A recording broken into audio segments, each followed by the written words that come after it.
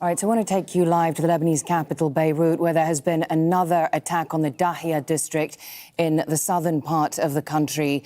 This is a densely populated area. We have seen at least 5 attacks, such attacks of this nature by the Israelis over the past week. They say these are targeted assassinations. In fact, the previous attack which took place was carried out by an F-35 that fired 3 missiles at the head of Hezbollah's drone unit. So we have seen a number of attacks taking place in this part of Beirut, but it's very important to note that when these residential buildings are attacked, you have many people, many civilians living inside. You have many families who are there, many children who are there.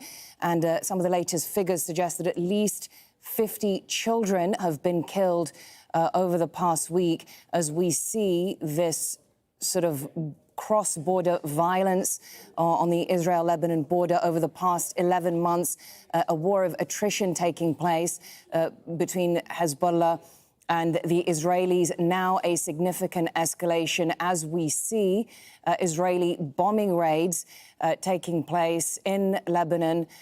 This is after a series of attacks, pagers and walkie-talkies technology, which essentially exploded in the hands of not just members of Hezbollah, but also other civilians, other people who use them, who are working in the health system, paramedics who drive ambulances, doctors and others. So these attacks are indiscriminate in their nature because of the areas that we see targeted in Lebanon. And here we have another attack in Tyre in Beirut. And so Ali Hashem actually joins us now from Tyre in the southern part of the country. And Ali, you have been reporting on continuous airstrikes over there. But is there any more information about the circumstances surrounding this now, I think, the 5th attack that has taken place in the southern part of Beirut? Any more information about this?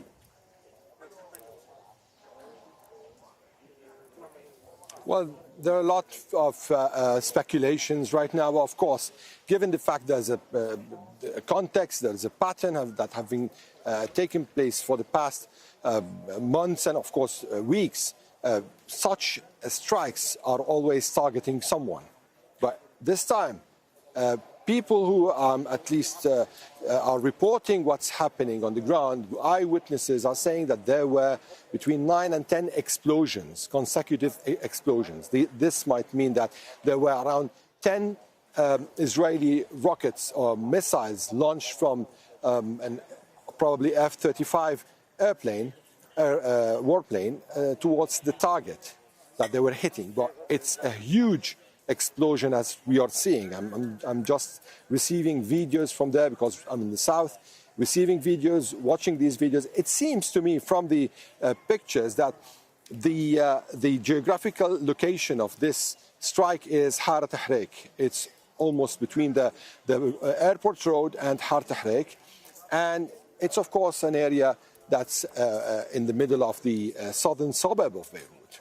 Now, who is the target? Why is this attack so big? Because in the past, for example, yesterday's attack inside the southern suburb was targeting a building, and it wasn't this huge. This time there are 10 rockets that were launched towards this building or this place that was targeted. And for now, of course, we'll be waiting to see what's going to be said and who is there. I'm keeping my eye on the phone to know whether there are new reports coming with respect to who's been assassinated, who's been killed by Israel in this attack. Over the past few weeks, Israel has been working on dismantling the command chain in Hezbollah in parallel with dismantling the control chain. And given the fact that all the assassinations that took place since the 30th of July or the 29th of July, when Fuad Shukr, the man in command of the operation room, was killed, then the killing of the Rudwan force and the commanders of the Rudwan force and Ibrahim Aqil, then the killing of the commander of the missiles weapons, and the killing yesterday of Mohammed Srour, the man in charge of the drone weapons. So it seems that the Israelis are working on dismantling, or at least hitting the structure, the hierarchy, hitting the command here. And this is, of course, one of the layers of this war. Given the fact that such attacks wouldn't happen without a strong intel on the ground, it gives us also a kind of a joint work between the intelligence and the military. And this is on several occasions what's been announced by the Israelis, that in coordination between Amman and the Israeli can I ask you, army, Ali, this are there operation or questions? that operation took place. Now, and just, how big is this? Yes, please. Go no, ahead. I was just going to ask you, Go ahead, please. this, as you say, this is one of a number of attacks. And we have seen Israel carrying out these attacks against Hezbollah's infrastructure, against key commanders now for many weeks and months to degrade the group's capabilities. Are questions being asked about the volume of intelligence information the Israelis have managed to gather about the group?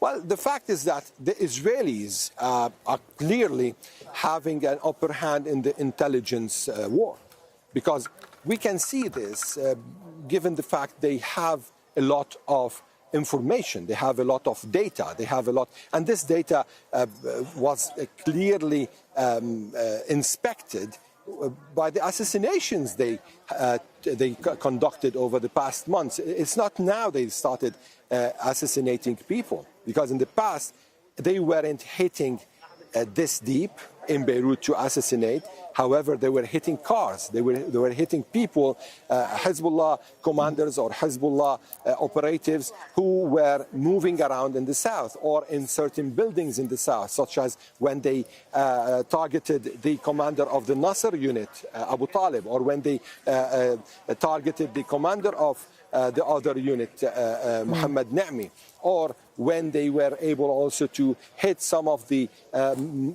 technological minds, such as Ali Hodroj in Bazuriya. So they had intel, they were able to locate these people and hit them. And now they're taking this battle kind of another mile, another extra mile, maybe not one extra mile, maybe 10 miles, whereas they are hitting the structure, the command structure, and this is very dangerous. At least this will give us maybe an indication that this is another phase in the Israeli war, because there might be maybe more phases coming.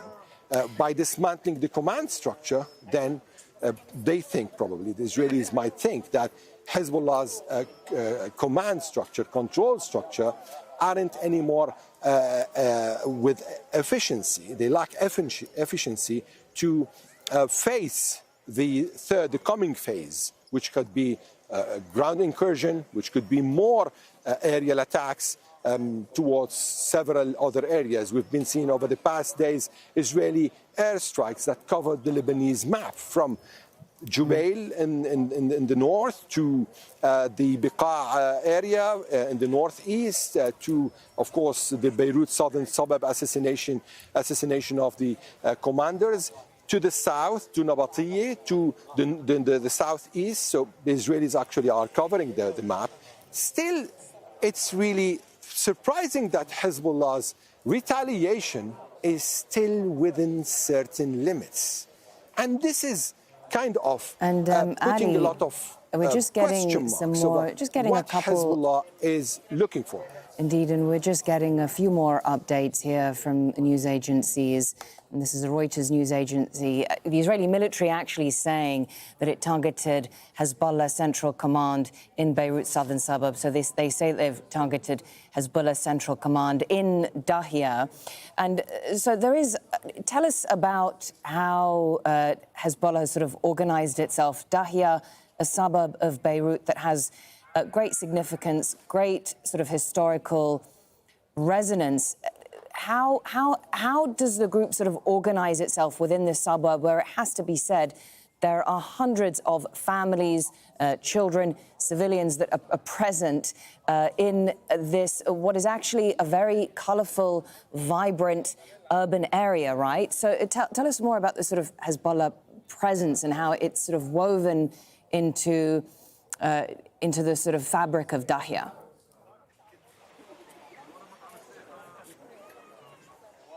Well, actually, I'm trying to understand the question because the line is cutting, but I can just answer what I understood.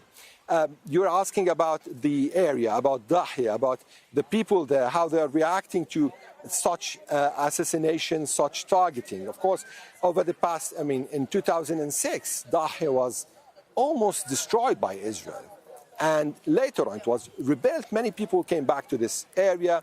And on the contrary of what's always being said, that it's a Hezbollah land, this area has people from different point of views, of course, within a certain community. So many people live there, and there are a lot of civilians, of course, and there are many families living in Dahya. There are schools, there are universities there. So it's maybe wrong to say in general that this is a Hezbollah land. It's not a Hezbollah land. It's an area where many people coming from the villages, coming from areas outside Beirut, it's a suburb, outskirt, just like any other suburb in the world. It happened that in this area, Hezbollah has its own offices. But other than Hezbollah, you'll see many other people there. Now, the fact is that with such attacks, of course, there is a pressure on hundreds of thousands of people. We're talking about a community of probably more than 500,000 living in Dahya, in the southern suburb. And the southern suburb extends. It goes from probably the Beirut, the airport, towards inside, towards spaces close to Beirut. So the fact is that many families were starting to think about leaving, weighing their options. But where to leave? This is also another issue that people might think about, because currently everywhere is being hit. I was just telling you, Israeli airstrikes were hitting in Jubail in the north, were hitting in the Biqa in the south, and of course in the southern suburb. So it's actually a very difficult decision for people to make. Okay, thank you very much. Ali Hashem in Tyre in southern Lebanon. Zeina Khodr joins us now on the phone from Beirut. And Zeina, I'm not sure if you can shed any light on this attack for us. The Israelis say they have targeted Hezbollah Central Command, but it appears to be a series of consecutive attacks and explosions in Dahya.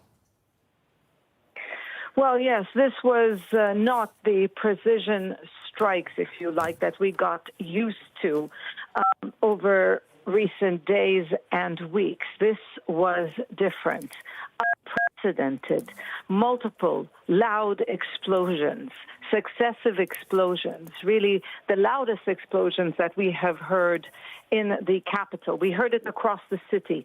It wasn't just heard in the southern suburbs of Beirut. In previous strikes that targeted that area, people in other areas across the capital would not hear the explosion. So this time, it was unprecedented. The explosions now. The Israeli army is saying, we heard from the spokesperson say that they targeted the central command headquarters, if you like, that belongs to Hezbollah. Now, there's no doubt that this is an area where Hezbollah does have a presence. Their commanders have been killed in this area. But this is also an area where hundreds of thousands of people live. And Hezbollah, for example, you don't have an address for a Hezbollah office. Yes, there's a media office. It's very well known. All journalists know these media offices, but we don't know about, the presence of a command and control headquarters. In recent days, we've seen strikes in this area become more frequent. And in the past week alone, we were in the southern suburbs of Beirut just yesterday reporting about yet another targeted assassination of yet another senior commander of Hezbollah. But this really was different. If those attacks, according to Hezbollah, crossed red lines, then this attack has crossed multiple red lines. So at the moment, I can tell you that there's panic across the city. People are calling each other, trying to make sense of what has just happened. There has been fear in recent days and really in the past 2 weeks since this new phase in this war between Israel and Hezbollah began with the pager and walkie-talkie explosions. But people in the capital felt that in one way or the other, they have been largely spared from the conflict. But with these strikes, yes, they happened in Beirut's southern suburbs. An area I can say a lot of people have already left from this area in recent days. Yesterday, as we made our way through the streets of the Beirut southern suburbs, this is an area which is densely populated. Traffic, it usually takes you an hour just to reach from one point to another, but the streets were largely empty. People are scared. People are concerned because Israel, since Monday, really has been carrying out this intensive and extensive air campaign across areas where Hezbollah has a presence. Beirut's southern suburbs has been different, like I've been mentioning. Precision strikes, targeted assassinations. But Miriam, what we heard really was unprecedented. It brought back memories of that explosion in 2021 when the 2020, the explosion at Beirut port, which really shook the capital. This is exactly what happened today. Buildings shook. People were telling me that their windows in their homes were shattered by the sheer force of this strike. This is the thing. We have seen a significant escalation over the past week or so, and many people wondering if there is going to be an Israeli ground incursion and whether there will be a full-scale war. But really, to many people who are living inside the country, it already feels that way because civilians are being killed as a result of these bombing raids, including children. The health system, which was already extremely fragile, has been brought to its knees and struggling to cope. Residential areas are being targeted, and hundreds of thousands of people have been forced to flee. What we are seeing in Lebanon is a humanitarian and displacement crisis.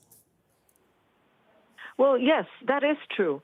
While most of these strikes have been focused on areas where Hezbollah has a presence, but these are areas where people live, and tens of thousands of people have been on the move since Monday, heading further north from southern Lebanon. We've seen people in the east of the country, thousands of people make their way across the border to Syria to escape the intense bombardment that has been targeting Baalbek, Hermel, the Bekaa. These are the regions in the east of the country. Schools across the country have closed. They have now turned into shelters. Hundreds of schools are now housing displaced people who have left their homes with nothing. People who if they do not work, are unable to provide food for their children in a country where the government is struggling to provide aid to a population. The health sector, even before Israel began this massive air campaign, we had thousands of people injured in those pager and walkie-talkie explosions.